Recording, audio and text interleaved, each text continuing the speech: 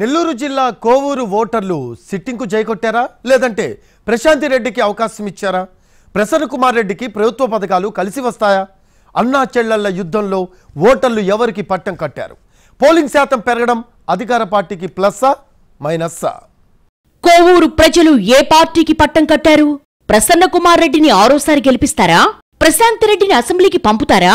కోవూరులో అంతిమ విజేతలెవరు? పోలింగ్ ముగిసిన తర్వాత ఫలితాల కోసం అభ్యర్థులు ఊపిరి బిగబట్టుకుని కాలం వెళ్లదీస్తున్నారు. ప్రజలు తమకు అనుకూలంగా తీర్పిచ్చారా?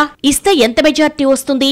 ఏ గ్రామంలో తమకు మెజార్టీ వస్తుంది అన్న అంశాలపై వైసీపీ, టీడీపీ అభ్యర్థులు లెక్కలేసుకుంటున్నారు. నెల్లూరు నగరానికి సమీపంలో పెన్నా తీరాన కోవూరు నియోజకవర్గం విస్తరించి ఉంది. బుచ్చిరెడ్డిపాలెం, కొడవలూరు, విడవలూరు, ఇందుకూరుపేట, కోవూరు మండలాలు నియోజకవర్గ పరిధిలో ఉన్నాయి. వైసీపీ తరపున sitting MLA Nallapareddy Prasanna Kumar Reddy, TDP తరపున ఆయన సమీప బంధువు వేమిరెడ్డి ప్రశాంత్ రెడ్డి పోటీ చేశారు. ఇరువురు నేతలు విస్తృతంగా ప్రచార కార్యక్రమాలు నిర్వహించారు. వేమిరెడ్డి ప్రశాంత్ రెడ్డి తరపున చంద్రబాబు బుచ్చిరెడ్డిపాలెంలో జరిగిన బహిరంగ సభలో పాల్గొన్నారు. మరోవైపు సిట్టింగ్ ఎమ్మెల్యే ప్రసన్న కుమార్ రెడ్డి తన స్టైల్లో క్యాంపెయిన్ చేశారు. ప్రచార సమయంలో ఇరువురు నేతలు ఆరోపణలు, ప్రత్యారోపణలు చేసుకున్నారు. సిట్టింగ్ ఎమ్మెల్యే ప్రసన్న కుమార్ రెడ్డి ఇప్పటి వరకు 6 సార్లు ఎమ్మెల్యేగా ఎన్నికయ్యారు. 1994, 1999, 2009 ఎన్నికల్లో తెలుగుదేశం తరపున, 2012 ఉప ఎన్నికలతో పాటు 2019లో వైసీపీ తరపున అసెంబ్లీకి వెళ్లారు. 7ఓసారి అదృష్టాన్ని పరీక్షించుకుంటున్నారు. 5 సార్లు ఎమ్మెల్యేగా గెలిచిన ప్రసన్న కుమార్ రెడ్డి ప్రజల కనీస అవసరాలు కూడా తీర్చలేదని ప్రశాంత్ రెడ్డి విమర్శలు చేశారు. గత 5 సంవత్సరాలలో నియోజకవర్గంలో భారీ అవినీతి జరిగిందని ఆరోపించారు. గ్రావెల్, ఇసుక, మట్టిని నేతలు దోచుకున్నారని కూడా ఆమె ప్రచారంలో విరుచుకుపడ్డారు.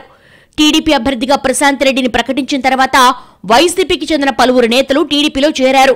బుచ్చిరెడ్డిపాలెంలో సూరా శ్రీనివాసులు రెడ్డి, జిల్లా గ్రంథాలయ సంస్థ మాజీ చైర్మన్ ఎర్రంరెడ్డి గోవర్ధన్ రెడ్డి, కామాక్షి తాయి ఆలయ మాజీ చైర్మన్ పుట్టా నాయుడు వంటి నేతలు టీడీపీ తీర్థం పుచ్చుకున్నారు. వైసీపీ నేతలను కొనుగోలు చేస్తున్నారంటూ వైసీపీ అభ్యర్థి ప్రసన్న కుమార్ రెడ్డి విమర్శలు గుప్పించారు. వైసీపీ హయాంలో చేపట్టిన అభివృద్ధి పనులను ప్రజలకు వివరించి ఓట్లు అడిగారు.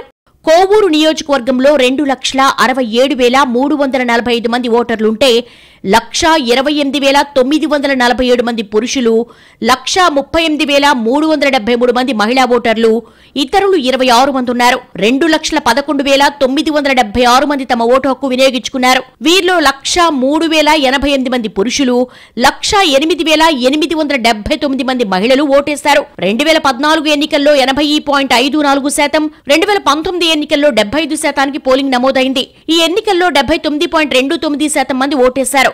రికార్డు స్థాయిలో ఓటర్లు తమ ఓటు హక్కు వినియోగించుకున్నారు. గత ఎన్నికల్లో నల్లపరెడ్డి ప్రసన్న కుమార్ రెడ్డికి 39,891 ఓట్ల మెజార్టీ వచ్చింది. ఈసారి ఆయన బలాన్ని తగ్గించేందుకు అన్ని ప్రయత్నాలు చేసింది. వైసీపీ నేతలను చేర్చుకోవడంతో పాటు ఆయా గ్రామాల్లోని సమస్యలను పరిష్కరిస్తామని టీడీపీ హామీలిచ్చింది. వీపీఆర్ ట్రస్ట్ ద్వారా వాటర్ ప్లాంట్లు ఏర్పాటు చేసి తాగునీటి సమస్యలను పరిష్కరిస్తామని ప్రజలకు హామీ ఇచ్చారు.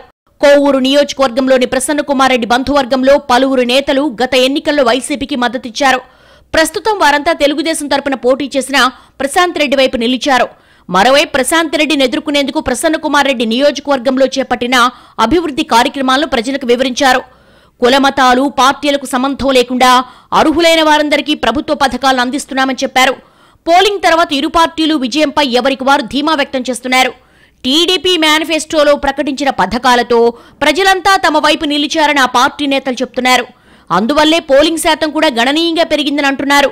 అటు వైసీపీ నేతలు కూడా ప్రభుత్వం అమలు చేసిన సంక్షేమ పథకాలే తమకు ఓట్ల వర్షం కురిపించిందని చెప్తున్నారు.